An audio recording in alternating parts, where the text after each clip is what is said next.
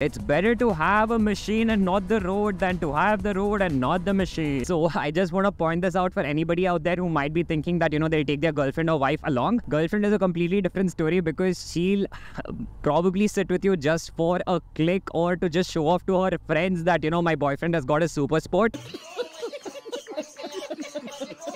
But when it comes to wife, trust me, you have to listen to a lot of bullshit from her because she'll be screwing you that why you bought a super sport and not an ADV or tourer, and you've not considered her in the decision-making process.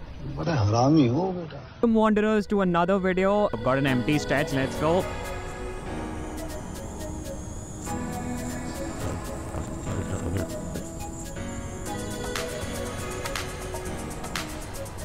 So finally, I've successfully completed 1 month with Zeus. It's been 1 month and honestly, it's been one of the more exciting months in my life because before this, like you guys know, I had a CBR 250, right?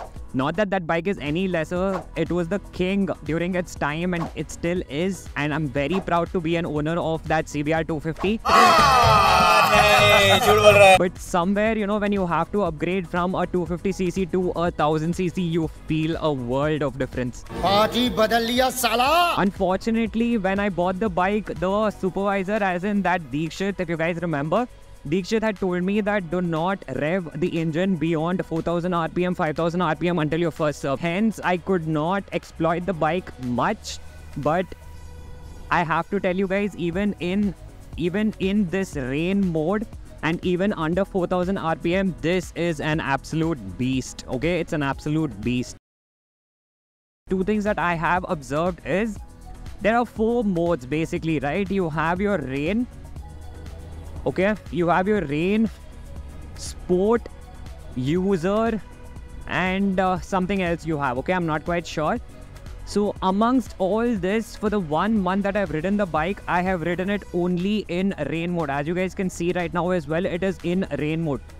The reason for this is because, like I've told you, I am upgrading from a 250cc directly to a 1000cc. Unlike people who normally buy a smaller super sport, maybe a 600cc, and then upgrade to a 1000cc, I am upgrading directly from a 250cc to a 1000cc.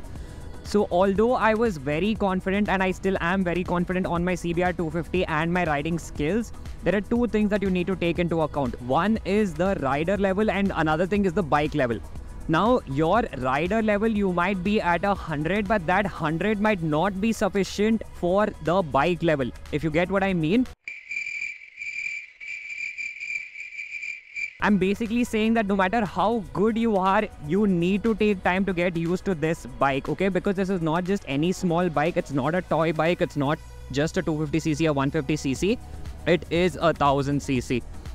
And for a 1000cc bike with 207 brake horsepower, you guys seriously do not know how dangerous it is just with this twist of throttle, what all can happen.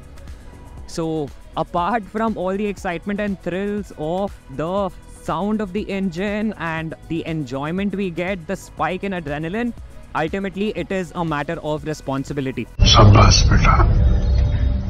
So for all the new riders out there who are just buying your new Z900s, your new ZX4Rs, your ZX6Rs, your 1000cc bikes, your liter class super bike, please be careful because it takes time for you to get used to the bike. And honestly, I'm telling you, everybody that knows me know what a maniac I am on the bike and on 2 wheels, okay?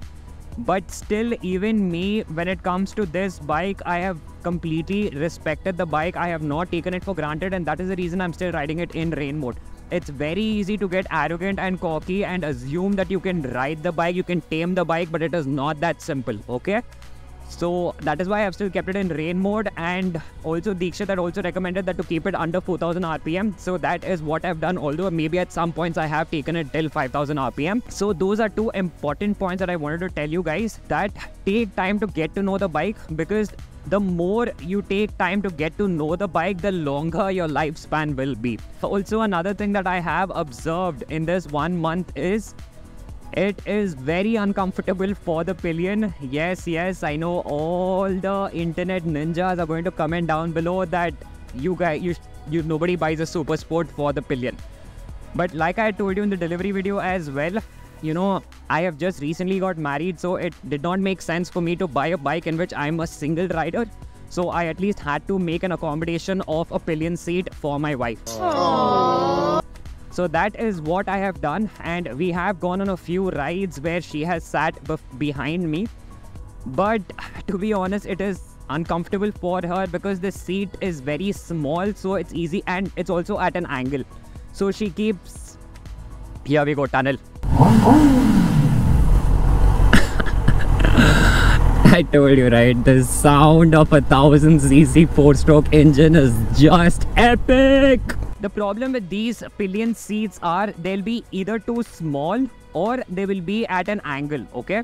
So what ends up happening is when you are at this committed position, the pillion behind you as well is also in a committed position. So what ends up happening is whenever you apply the brake, she's sliding all over the place, okay? Which is not safe for her, and it's definitely not safe for you. Because since you're already in this committed position, what happens is the moment you apply the brakes, she is going to put her weight on you. I have seen videos on YouTube where, you know, they recommend that the pillion place her hands on the tank.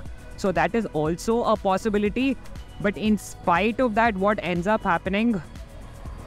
Just a minute. Here we go, here we go. Yeah.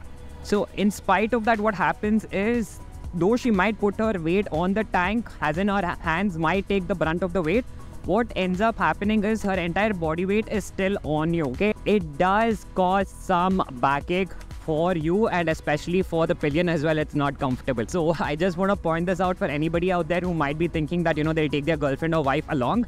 Girlfriend is a completely different story because she'll probably sit with you just for a click or to just show off to her friends that, you know, my boyfriend has got a super sport. But when it comes to wife, trust me, you have to listen to a lot of bullshit from her because she'll be screwing you that why you bought a super sport and not an ADV or tourer, and you've not considered her in the decision making process. Anyway, we're almost here. Enough gyan. That has been my experience for the past 1 month.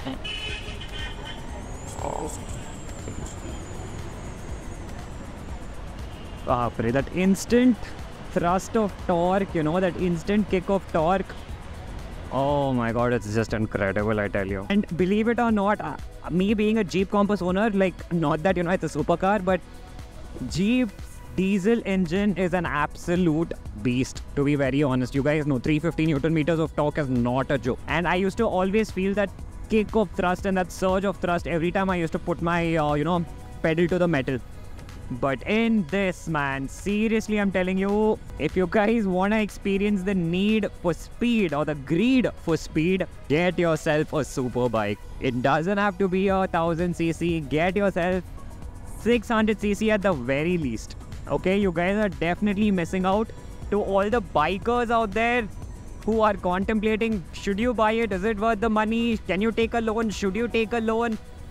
Guys, you only live once, okay? You only live once. And to be very honest with you guys have already seen that I have a Jeep Compass and now I have this bike. I already had a bike, but still I went ahead with this bike because you only live once, right?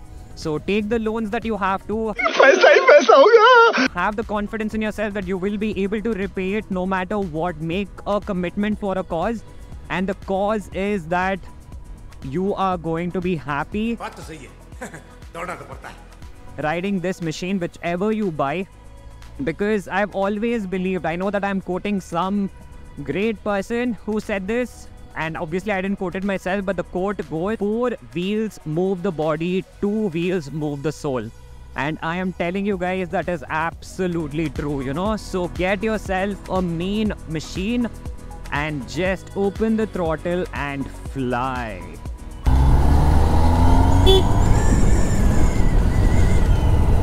ऐसे roads में तो कुछ fly नहीं होगा, but you get my point. At least when you get the roads, you'll have a machine to fly. It's better to have a machine and not the road than to have the road and not the machine. Well, Wanderers, that was the video for this weekend. So with the sun setting in Visakhapatnam, this is the 8th Wanderer signing off. Stay tuned, subscribe to the channel, and I'll see you on the next one.